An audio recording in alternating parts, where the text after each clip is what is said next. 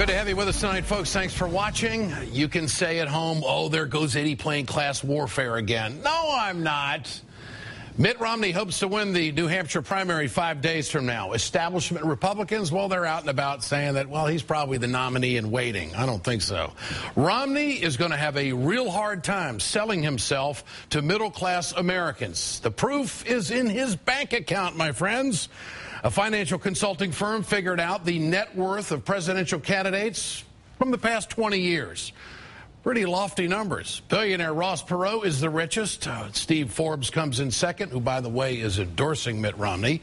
Romney is third. That's right. He is the third richest candidate to ever run for president over the last 20 years. He's worth, ding, ding, $250 million. Now, let me give you another number. 3,140. Mitt Romney is one of the 3,140 richest people in America. Good for him. Nice to know he can make a dollar. Those 3,140 people are in the top 0.001% of all wage earners in this country.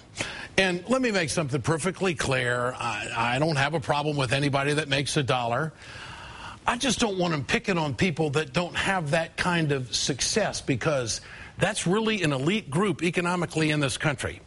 But as president, Mitt Romney will protect these folks, the richest people in this country, while asking the poorest Americans to pay a little bit more. That's what I don't like. Now, if you call that class warfare, go right ahead. I think it's about fairness. The Tax Policy Center crunched the numbers on Mitt Romney's tax plan. See, Mitt's got a tax plan. This is what he wants to do if he's president. Romney's plan would increase taxes on families making less than $40,000 a year. Now, you tell me if that's not class warfare. He wants to pick on the little guy. American workers making less than $10,000 a year, they're going to see the biggest increase.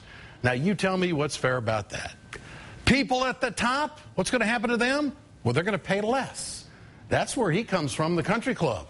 A millionaire will see his taxes drop by almost 5%. Keep in mind, Romney will still not let you see how much he pays in taxes. With regards to income taxes, that's not something that's required by the law. I'm not planning on releasing my income taxes anytime soon, but, you know, we'll wait and see what happens. Never say never. Oh, yeah, we'll wait and see. Romney won't even commit to releasing his tax records if he wins the presidency. It's not that hard to make a commitment that if you're elected president of the United States, that you would release the tax returns. Every president does. You know, if I become president, why, then I'll consider that. It's a little premature for me to be talking about that at this stage. Is there some secret? People know you're wealthy. Yeah, I understand. There's nothing to hide. No, I agree. There's nothing to hide. You know what I think? I think that's one of the most revealing interviews so far in this entire campaign season. Because if you're proud of where you came from and what you've done, you shouldn't have any reservations at all as a person, if you want to lead, to tell people about it, because you want them to have the same kind of success that you've had. Now, that's just a personal view on my part. Now, we know why Mitt Romney won't release his tax returns. His investment income is worth millions and is taxed, my friends, at a much lower rate than regular wages. Romney pays a lower tax rate than a person driving the campaign bus. He pays a lower tax rate than the janitor who cleans up after the campaign events. He wants that guy to pay more than the rich folks, proportionately. You know, so where's the break? What has Mitt Romney ever done for the blue liners? Now, hold it right there. Think about that. We use this graph a lot. I said months ago, this is the only graph you really need to know about going into 2012. Well, we're here.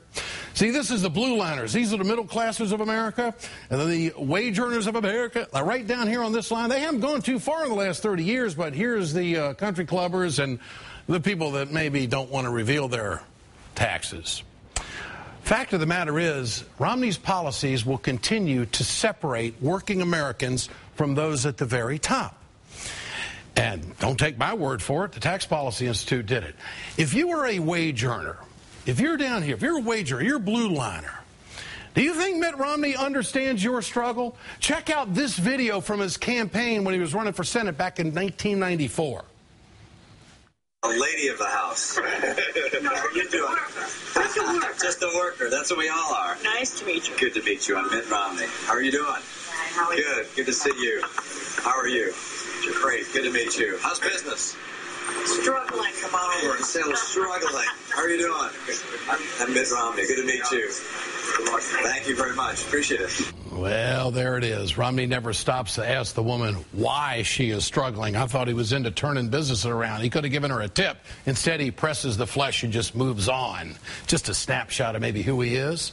There is only one person in this race really trying to make the top liners a little closer to the real folks of America, you know, or the blue liners to get back up to the top and be with them to have a better life. And I think his name is President Barack Obama. You will never convince me that a guy who will not reveal his tax returns after a life of success is really concerned about the folks down here.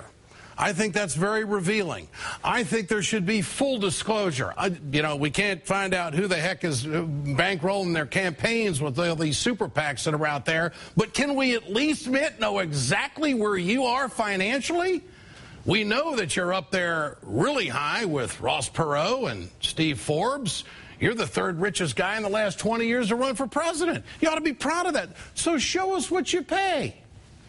Get your cell phones out. I want to know what you think. Tonight's question, percentage-wise, do you think Mitt Romney pays more or less than you do in taxes? Text A for more, text B for less to 622-639. You can go to our blog and leave a comment there at ed.msnbc.com. I have nothing against anybody doing extremely well. That's what capitalism is all about. That's what America is all about. I think the Republicans, what do they call it? Oh, American exceptionalism. That's what they call it. Hey, go have at it. But when you get there and you want to be in a leadership role, why is it that you want to give more to the top liners and expect these folks down here to pay more taxes? And that is exactly what Mitt Romney wants to do. That is not where President Obama and the Democrats are. Joining me tonight, MSNBC political analyst Eugene Robinson, also associate editor and Pulitzer Prize-winning columnist for the Washington Post. Eugene, great to have you with us tonight. Good to be here, Ed. If Americans knew about the wealth, and this story is getting around, if every voter out there knew exactly what Romney's wealth was and just how much he pays in taxes, do you think that would affect how people might view him as the president or view him as a candidate or maybe affect their vote? What do you think? Well, I think it's something people would want to know. I mean, look, I'm with you. I have nothing against a guy making $1. And that's what, you know, this country's economic system is all about. It creates wealth. And you know, the problem is that wealth has become increasingly concentrated in just a few hands. And Mitt Romney is one of the, 3,140 top beneficiaries of what's been happening to the economy. And now, I know the answer to your question. I think he almost certainly pays a lower tax rate than your listeners do because he's paying the capital gains rate, which is 15%. Well, you know what? Why doesn't he just come out and say that? I mean, it would seem to me that it would be a credibility issue, full disclosure. If someone's running for president, I mean, everybody's going to find everything out anyway. You might as well come forward, do it. So what in the world could he be hiding? Probably a pretty nice rate. Has Barack Obama, the president, do you think that he has positioned himself well with this populist approach that he's taking over the last few months? Oh, yes, I think obviously he has. I mean, his numbers are going up as the Republican Party's numbers come down, and I think it's due to the fact that the president has more aggressively and more definitively, I would hope, positioned himself as with the people, as with the 99% or the 99.99% in this case. It's a smart political move on the president's part, and I think a sincere move, because I do think, if you think of his background, for example, he did lead not a privileged upbringing. His family was on food stamps for a while. He earned what he has in life, and I think he appreciates that. Well, I think there's really something to what you're saying, because I think people, when they have success, they have to remember where they came from to help others also have the same kind of success, especially if they're in a leadership position. President Obama came from the blue line. Okay? He hasn't forgotten, because his policies has helped people on the blue line. There's no question about it. I'm going to spend more time looking into what Mitt Romney has done for the blue liners of America. You know, because I think that is the story. When we talk about income inequality in this country, and it is a big issue, its polling is a big issue with a lot of Americans out there, this is the story about who they're going to be electing. And I really do think that if you've been there, done that, you can't forget how you did it. And I just think that Romney's got some serious economic questions to ask. Now, establishment Republicans, I guess you could say, are circling the wagons. Karl Rove wrote this editorial in the Wall Street Journal calling Romney's 8-vote win in Iowa, quote, a big victory. And here's what John McCain told CBS after endorsing Romney in New Hampshire. Well, I think that it's very much time to select our nominee and to move forward into the general election mode. Well, will the establishment Republicans, I guess we can call them, are they going to shut down any threat to Romney? Is he really the guy?